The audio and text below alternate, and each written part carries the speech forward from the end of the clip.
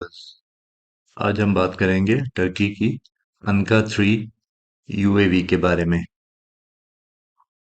अनका series में ये तीसरी यूएवी है। इससे पहले अनका 1 और अनका 2 का डिज़ाइन डिफरेंट था, एक नॉर्मल यूएवी की तरह का। बल्कि ये वाला है, ये विंग्ड डिज़ाइन है, जिस तरह के जिस शेप का अमेरिका का E2 स्टेल्थ बॉम्बर है, या अमेरिका की एक और यूएवी स्टेल्थ यूएवी जिसको RQ-170 सेंटिनल कहते थे, जो अमेरिका की CIA यूज करती रही है इधर अफगानिस्तान, पाकिस्तान, ईरान के ऊपर, और कोरिया में भी डिप्लॉयड रही है वो वाली 2007 से लेके। बहरहाल अब ऐसा हुआ कि ये तो 15-20 साल पुरानी बात है, लेकिन अब तुर्की के लेवल के मुल्क जो हैं वो भी इस डिज़ाइन तक पहुंच गए हैं। तो उसी सिलसिले में इस यूएवी का काम पहले वाली यूएवी से थोड़ा डिफरेंट है, ज़्यादा इंटेलिजेंस और इलेक्ट्रॉनिक वॉरफेयर वाला काम है। तो इसकी अभी तक फर्स्ट फ्लाइट इसी साल एक्सपेक्टेड है। ये अ, जो है एक 2 दिन की कॉन्फ्रेंस समिट हुई थी अंकारा में इस साल 2023 में, एक मार्च 21-22 को। उसमें जो जनरल मैनेजर है टर्किश एयरक्राफ्ट इंडस्ट्रीज का, उसने कहा कि ये जो है, अब इसकी हम तैयारी कर रहे हैं कि इसकी मतलब फर्स्ट फ्लाइट मेडन फ्लाइट हो सके। और अनका 3 में एवॉनिक्स, ग्राउंड कंट्रोल स्टेशन वगैरह उसी तरह हैं जिस तरह अनका और अनका 2 में थे। इसी कंपनी ने बनाई थी, टर्किश एयरक्राफ्ट इंडस्ट्रीज ने। इसमें जो अ, बेहतर चीज की गई है वो जाहिर है इसके डिजाइन की वजह से लो रडार विजिबिलिटी है, मतलब जिसे स्टेल्थ कहते हैं। और इसके अलावा इसकी स्पीड भी बड़ी है, पेलोड भी बड़ा है जो उठा सकती। इसका मैक्सिमम टेक ऑफ वेट जो है वो 6500 किलो होगा, और जबकि जो पेलोड कैपेसिटी होगी वो 1200 के किलो होगी। और 1200 के अंदर फिर मुख्तलिफ टाइप के पेलोड हो सकते हैं। ये जो कैपेसिटी है 1200 kg, ये पहली किसी भी उन्होंने जितनी भी अनमैन्ड कॉम्बैट एयरक्राफ्ट बनाई है, उससे ये ज्यादा है। तो ये तो खैर जब बनेगी उसके बाद ही पता लगेगा कि इसे स्ट्राइक रोल में भी इस पेलोड की वजह से यूज कर सकते हैं अगर करना चाहें तो। इसकी सर्विस अल्टीट्यूड यानी सर्विस सीलिंग भी जिसे कहते हैं 40,000 फीट होगी। ये 10 घंटे तक उड़ सकेगी 30,000 फीट पे। जबकि देखा जाए तो अमेरिकन जो इससे बड़ी भी थी काफी, गालिबन वो उसका 5 से 6 घंटे उस टाइम पे एंड्योरेंस होती थी, लेकिन वो पुरानी बात है बहुत।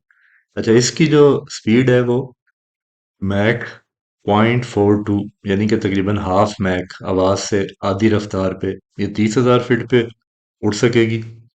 और मैक्सिमम ये आवाज से 0.7 मैक तक जो है वो इसकी स्पीड जा सकती है। यानी कि आवाज की 3/4 रफ्तार आप कह लें तक पहुंच सकती है ये मैक्सिमम, उसी हाइट पे 30,000 की फीट पे। 30,000 फीट पे जनरली एयरक्राफ्ट के जो हैं करेक्टरिस्टिक्स जो हैं वो देखे जाते हैं, क्योंकि उस पर मैक्सिमम लिफ्ट मिलती है जहाज़ों को, जनरली जो दिए होते हैं इस तरह के लिटरेचर में। इसके अलावा इसमें लाइन ऑफ साइट और beyond line of site satellite control capabilities भी हैं। यानी कि आप लाइन ऑफ साइट तो डाटा लिंक होता है जो सीधा लाइन ऑफ साइट होता है। बियॉन्ड लाइन ऑफ साइट यानी कि इसमें सैटेलाइट कम्युनिकेशन भी मौजूद है, आप इसे सैटेलाइट से भी कंट्रोल कर सकते हैं।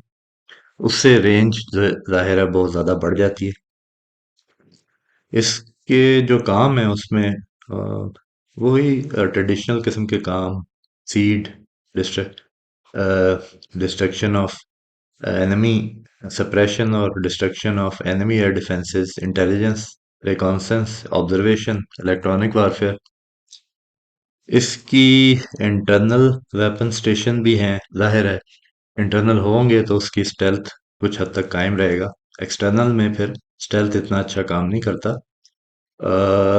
इसके एक्सटर्नल वेपन भी होंगे, और ज़ाहिर है मिशन के हिसाब से आप एक्सटर्नल वेपन भी लगा सकते हैं। यानी कि जो जनरल पर्पस बम हैं अमेरिकन ओरिजिन के MK82, 83, 81, 82, वो भी गाइडेंस किट के साथ जो उनको स्मार्ट बना देते हैं वो लग सके।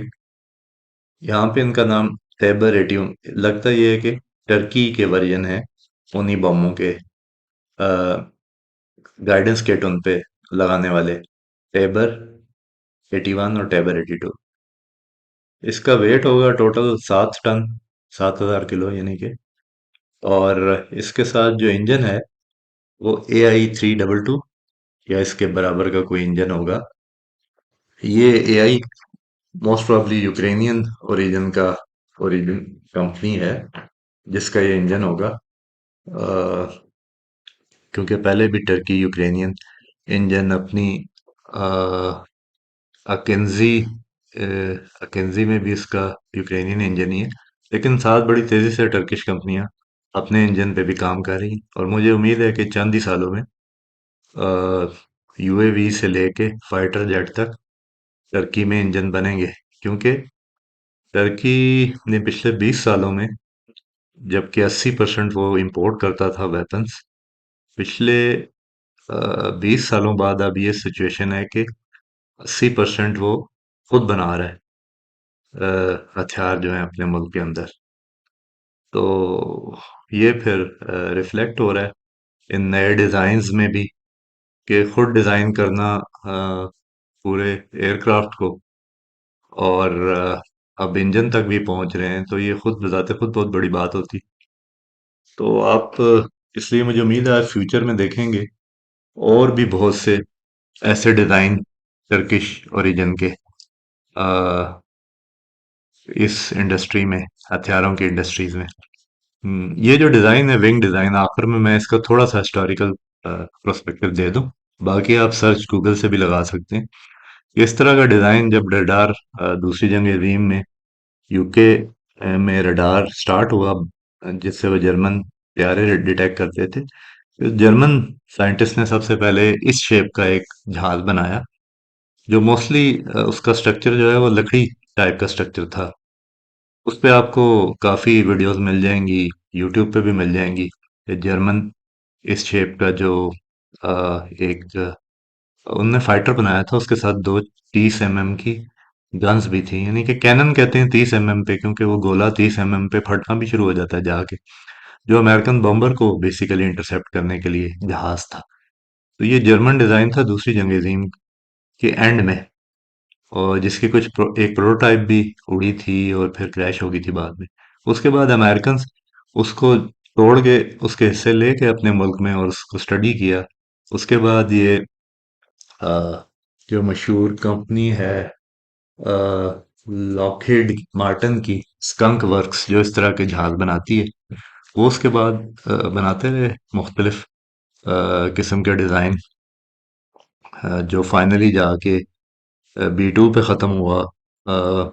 यानी कि अब 40 साल, 30-40 साल बाद वो दोबारा उसी जर्मन डिज़ाइन पे आ गए, कन्विंस भी हो गए, और इतना महंगा जहाज बनाया B2। B2 के बारे में मुझे याद है कि ओरिजिनल प्रोग्राम था 75 बनाने का। फिर एक जहाज $1 अरब से $1 बिलियन से ज्यादा का था। तो फिर फाइनली उन्होंने 20 से 25 ही बनाए। यानी कि कांग्रेस के हिसाब से उन्होंने पहले 75 जहाज बनाने थे, लेकिन कांग्रेस ने फंड काट के आखिरकार 20 से 25 जहाज ही रह गए, B2 बॉम्बर जो है। बहरहाल अब फिर उसके बाद आप ये देखते हैं कि UAVs में भी ये डिजाइन आ गया है, और टर्किश टर्किश जैसे तरक्की पजीर मुल्क भी जो है, इंडिया का भी एक डिजाइन अंडर टेस्टिंग है इस तरह का एक। लेकिन वो स्केल डाउन मॉडल पे, उन्होंने अभी इसका फुल फ्लैज उन्होंने जो प्रोटोटाइप नहीं बनाई, एक स्केल डाउन मॉडल का एक दफा टेस्ट किया था इंडिया ने भी। चले आज के लिए इतना ही, आइंदा किसी और इंटरेस्टिंग वीडियो के साथ हाजिर रहूंगा। मीनवाइल लाइक करना, सब्सक्राइब करना, शेयर करना ना भूलिएगा। Take care. बाय।